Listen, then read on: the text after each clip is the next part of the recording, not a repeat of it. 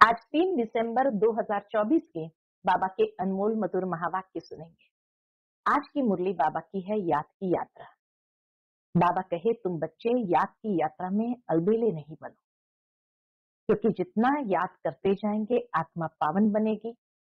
बाबा आए ही है सभी आत्माओं की सेवा कर उन्हें शुद्ध बनाने। साथ ही साथ बाबा कहे तुम्हें हर वक्त यह स्मृति रहनी चाहिए कि हम मनुष्य से देवता बन रहे हैं, तो ऑटोमेटिकली ये समझ जाते हैं कि देवताएं कभी कोई अशुद्ध चीजों का सेवन नहीं करते हैं, तो खान पान आदि भी नेचुरल रूप से शुद्ध हो जाएगा। बाबा कहे अब हम सत्य बाबा के साथ सचखंड पावन दुनिया के मालिक बन रहे हैं, इसलिए हमें अशुद्ध नहीं बनना है। इस दुनिया में हर कोई पुकारते हैं कि हे पतित पावन आओ, आकर हमें पावन बनाओ। तो बाबा कहे इसका मतलब पतित है तभी तो पुकारते हैं ना। लेकिन मनुष्य पतित का अर्थ भी नहीं समझते कि पतित किसको कहा जाता है, और बात एवर प्योर है तो आकर हम आत्माओं को पवित्र बनाते हैं, जिस पवित्रता की शक्ति से ही नई पवित्र दुनिया के सचखंड के हम मालिक बनते हैं। सुनते हैं आज के बाबा के अनमोल मधुर महावाक्य। ओम शांति। मीठे बच्चे, याद की यात्रा में अलबेले मत बनो, याद से ही आत्मा पावन बनेगी। बाप आए हैं सभी आत्माओं की सेवा कर उन्हें शुद्ध बनाने। आज की मुरली से प्रश्न है, कौन सी स्मृति बनी रहे तो खान पान शुद्ध हो जाएगा। उत्तर है, यदि स्मृति रहे कि हम बाबा के पास आए हैं इसलिए सचखंड में जाने के लिए व मनुष्य से देवता बनने के लिए, तो खान पान शुद्ध हो जाएगा, क्योंकि देवताएं कभी अशुद्ध चीज नहीं खाते। जब हम सत्य बाप के पास आए हैं सचखंड पावन दुनिया का मालिक बनने, तो पतित अशुद्ध बन नहीं सकते। ओम शांति। रूहानी बाप रूहानी बच्चों से पूछते हैं, रूहानी बाप रूहानी बच्चों से पूछते हैं, क्या पूछते हैं? बच्चे, तुम जब यहाँ बैठते हो तो किसको याद करते हैं? पूछते बाबा कि तुम जब यहाँ बैठते हो तो किसको याद करते हो? अपने बेहद के बाप को। वो कहाँ है? उनको पुकारा जाता है ना, हे पतित पावन। आजकल सन्यासी भी कहते रहते हैं, पतित पावन सीताराम, अर्थात पतितों को पावन बनाने वाले राम आओ। यह तो बच्चे समझते हैं। पावन दुनिया सतयुग को, पतित दुनिया कलयुग को कहा जाता है। अभी तुम कहाँ बैठे हो? बाबा कहे अभी तुम कहाँ बैठे हो? कलयुग के अंत में। इसलिए पुकारते हैं, बाबा आकर हमको पावन बनाओ। हम कौन है? आत्मा। आत्मा को ही पवित्र बनना है।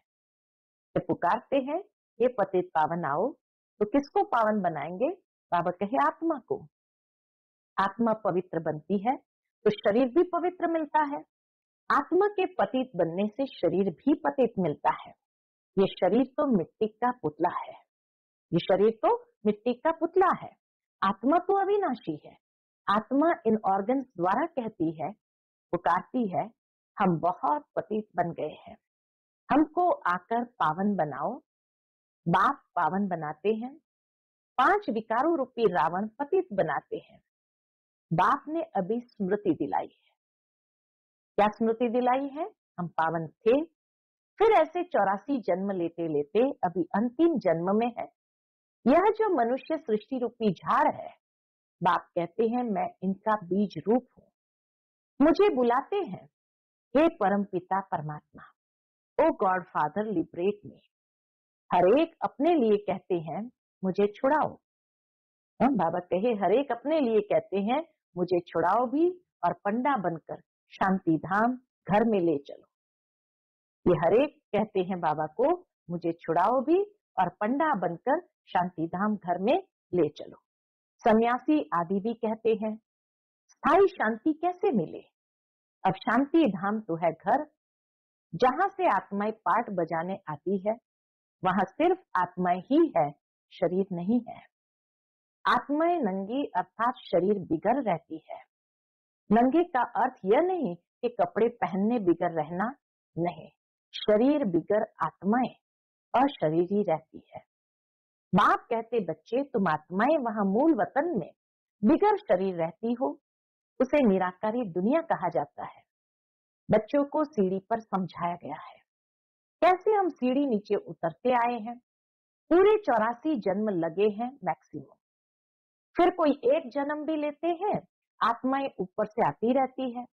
अभी बाप कहते मैं आया हूं पावन बनाने। शिव बाबा ब्रह्मा द्वारा तुम्हें पढ़ाते हैं। शिव बाबा है आत्माओं का बाप, और ब्रह्मा को क्या कहेंगे, आदि देव कहते हैं। इस दादा में बाप कैसे आते हैं ये तुम बच्चे ही जानते हो। मुझे बुलाते भी है हे पतित पावन आओ। आत्माओं ने इस शरीर द्वारा बुलाया है। मुख्य आत्मा है ना, यह है ये दुख धाम। यहाँ कलयुग में देखो, बैठे बैठे अचानक मृत्यु हो जाती है। वहां ऐसे कोई बीमार ही नहीं होते। नाम ही है स्वर्ग। कितना अच्छा नाम है, कहने से ही दिल खुश हो जाती है। स्वर्ग कहने से ही दिल खुश हो जाती है। क्रिश्चियन भी कहते हैं क्राइस्ट से 3000 वर्ष पहले पैराडाइज था। यहाँ भारतवासियों को तो कुछ भी पता नहीं है, क्योंकि उन्होंने सुख बहुत देखा है, तो दुख भी बहुत देख रहे हैं। तमो प्रधान बने हैं, 84 जन्म भी इन्हों के हैं। आधा कल्प बाद फिर और धर्म वाले आते हैं। अभी तुम समझते हो, आधा कल्प देवी देवता थे तो और कोई धर्म नहीं था। आधा कल्प जब देवी देवताएं थे तो और कोई धर्म नहीं था। फिर त्रेता में जब राम हुआ तो भी इस्लामी बौद्धि नहीं थे। मनुष्य तो बिल्कुल घोर अंधेरे में है। कह देते दुनिया की आयु लाखों वर्ष है, इसलिए मनुष्य मूंझते हैं कि कलयुग अर्जुन छोटा बच्चा है। तुम अभी समझते हो कलयुग पूरा हो, अभी सतयुग आएगा, इसलिए तुम आए हो बाप से स्वर्ग का वर्षा लेने। तुम सब स्वर्गवासी थे, बाप आते ही है स्वर्ग स्थापन करने। तुम ही स्वर्ग में आते हो, बाकी सब शांति धाम घर में चले जाते हैं। वह है स्वीट होम। आत्माएं वहां निवास करती है, फिर यहाँ आकर पाठधारी बनती है। शरीर बिगर तो आत्मा बोल भी न सके। वहां शरीर न होने कारण आत्माएं शांति में रहती है। फिर आधा कल्प है देवी देवताएं, सूर्यवंशी चंद्रवंशी। फिर द्वापर कलयुग में होते हैं मनुष्य। देवताओं का राज्य था, फिर अब वो कहाँ गए इसको पता ही नहीं है। ये नॉलेज अभी तुमको बाप से मिलती है, और कोई मनुष्य में ये नॉलेज होती नहीं। बाप ही आकर मनुष्य को ये नॉलेज देते हैं, जिससे ही मनुष्य से देवता बनते हैं। तुम यहाँ आए ही हो मनुष्य से देवता बनने के लिए। देवताओं का खान पान अशुद्ध नहीं होता है, वे कभी बीड़ी आदि पीते नहीं। न खान पान अशुद्ध होता, न कोई बुरी आदतें उनके अंदर होती। यहाँ के पतित मनुष्य की तो बात मत पूछो, क्या क्या खाते हैं। अब बाप समझाते हैं, ये भारत पहले सचखंड था, जरूर सच्चे बाप ने स्थापन किया होगा। बाप को ही ट्रुथ कहा जाता है। बाप ही कहते हैं मैं ही इस भारत को सचखंड बनाता हूँ। तुम सच्चे देवताएं कैसे बन सकते हो, वह भी तुमको सिखलाता हूँ। कितने बच्चे यहाँ आते हैं, इसलिए ये मकान आदि बनवाने पड़ते हैं। अंत तक भी बनते रहेंगे, बहुत बनेंगे। बाबा कहे अंत तक ये मकान बनते रहेंगे और बहुत बनेंगे। मकान खरीद भी करते हैं। शिव बाबा ब्रह्मा द्वारा कार्य करते हैं। ब्रह्मा हो गया सांवरा, क्योंकि ये बहुत जन्म के अंत का जन्म है ना। यह फिर गोरा बनेगा। बाबा कहे यही आत्मा फिर गोरी बनेगी। कृष्ण का भी चित्र गोरा और सांवरा है ना। म्यूजियम में बड़े बड़े अच्छे चित्र है, जिस पर तुम किसको अच्छी रीति समझा सकते हो। यहाँ बाबा म्यूजियम नहीं बनवाते हैं, इनको कहा जाता है टावर ऑफ साइलेंस। मधुबन है टावर ऑफ साइलेंस। तुम जानते हो हम शांति धाम अपने घर जाते हैं, हम वहां के रहने वाले हैं, फिर यहाँ आकर शरीर ले पाठ बजाते हैं। बच्चों को पहले पहले यह निश्चय होना चाहिए कि यह कोई साधु संत नहीं पढ़ाते हैं। यह दादा तो सिंध में रहने वाला था, परंतु इसमें जो प्रवेश कर बोलते हैं वह है ज्ञान का सागर। उन उनको कोई जानते ही नहीं, कहते भी है गॉड फादर, परंतु कह देते उनका नाम रूप है ही नहीं। एक तरफ गॉड फादर भी कहते हैं, फिर कह देते उनका नाम रूप है ही नहीं, वह निराकार है, उनको कोई आकार नहीं है। फिर कह देते वो सर्वव्यापी है। कितने विभिन्न मते हैं। अरे परमात्मा कहाँ है? कहेंगे वो सर्वव्यापी है, सबके अंदर है। अरे हर एक के अंदर आत्मा बैठी है, सब भाई भाई है ना। फिर घट घट में परमात्मा कहाँ से आया? ऐसे नहीं कहेंगे, परमात्मा भी है और आत्मा भी है। परमात्मा बाप को बुलाते हैं, बाबा आकर हम पतितों को पावन बनाओ। मुझे तुम बुलाते हो यह धंधा, यह सेवा करने के लिए, पावन बनाने की सेवा करने के लिए। हम सभी को आकर शुद्ध बनाओ, ये बच्चों ने पुकारा। पतित दुनिया में हमको निमंत्रण देते हैं, कहते हैं बाबा हम पतित हैं। बाप तो पावन दुनिया देखते ही नहीं, पतित दुनिया में ही तुम्हारी सेवा करने के लिए आए हैं। अब यह रावण राज्य विनाश हो जाएगा, बाकी तुम जो राजयोग सीखते हो वह जाकर राजाओं का राजा बनते हैं। तुमको अनगिनत बार पढ़ाया है, बाबा कहे तुम बच्चों को हमने अनगिनत बार पढ़ाया है, फिर 5000 वर्ष बाद तुमको ही पढ़ाएंगे। सतयुग त्रेता की राजधानी अब स्थापन हो रही है। पहले है ब्राह्मण कुल, प्रजापिता ब्रह्मा गाया जाता है ना, जिसको एडम आदि देव कहते हैं। प्रजापिता ब्रह्मा जिसको आदि देव एडम कहते हैं, यह कोई को पता नहीं है। बहुत है जो यहाँ आकर सुनकर फिर माया के वश हो जाते हैं। पुण्य आत्मा बनते बनते पाप आत्मा बन पड़ते हैं। माया बड़ी जबरदस्त है, सबको पापात्मा बना देती है। यहाँ कोई भी पवित्र आत्मा पुण्य आत्मा है नहीं। पवित्र आत्माएं देवी देवता ही थे। जब सभी पतित बन जाते हैं तब बाप को बुलाते हैं। अभी यह है रावण राज्य पतित दुनिया। इनको कहा जाता है कांटों का जंगल। सतयुग को कहा जाता है garden of flowers. Mughal garden में कितने फर्स्ट क्लास अच्छे अच्छे फूल होते हैं। अक के भी फूल मिलेंगे, परंतु इसका अर्थ कोई भी समझते नहीं है। बाबा कहे वैरायटी फूल है, लेकिन अक का फूल किसको कहा जाता है ये भी कोई समझते नहीं।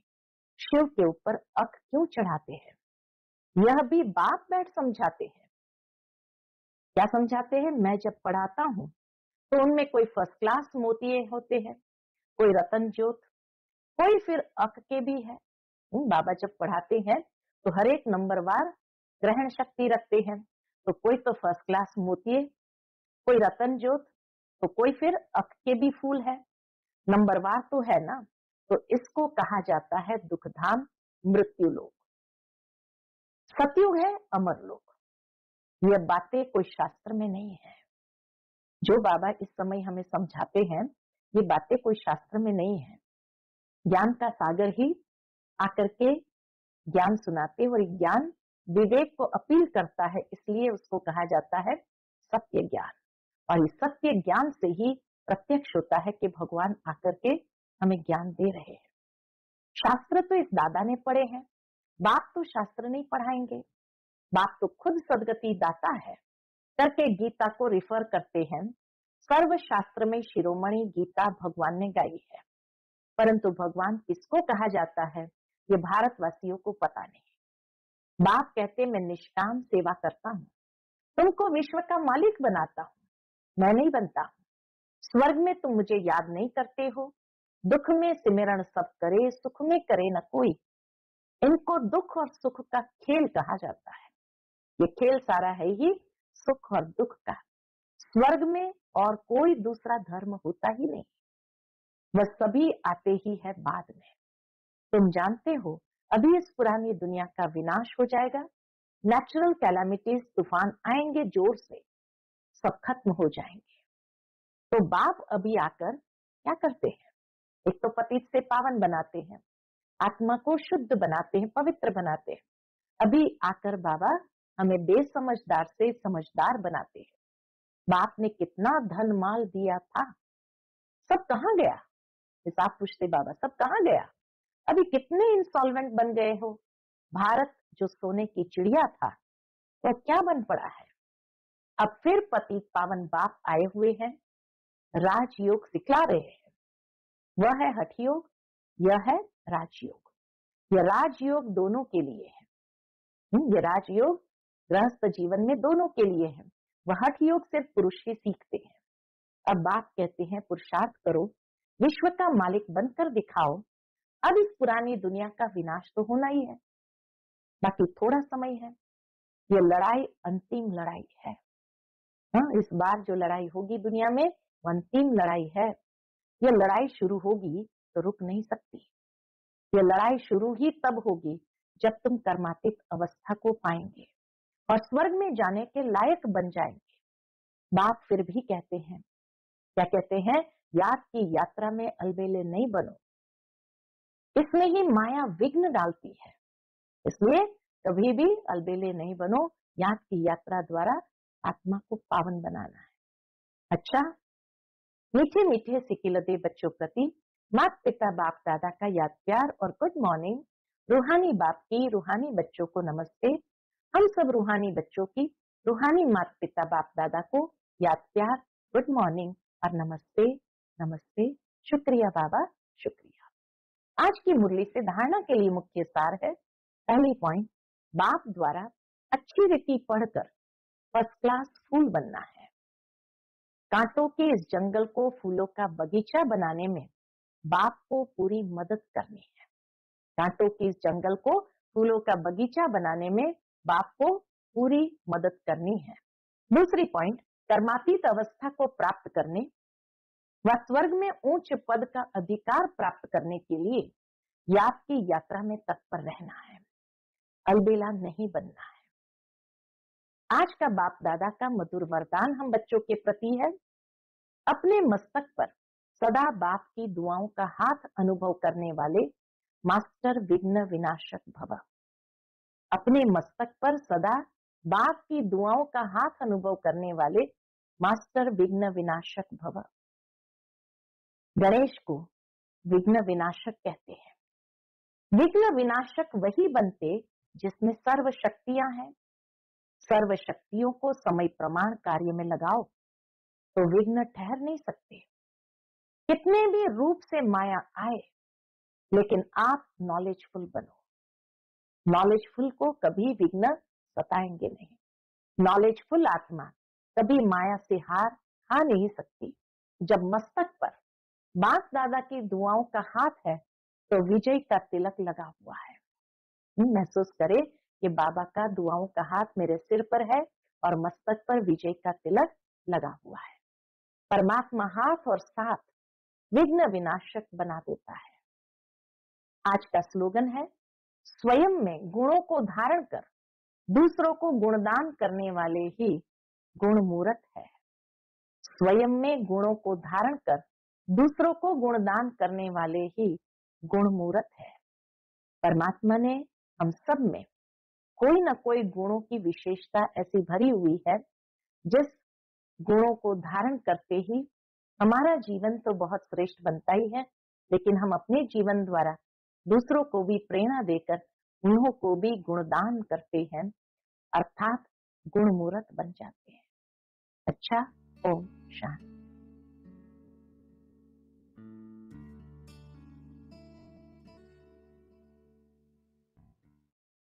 रहा स्ट्रॉंग विथ शेलकॅल 500 ज्यामध्ये आहे 4 ग्लास दुधाइतकं कॅल्शियम आणि व्हिटॅमिन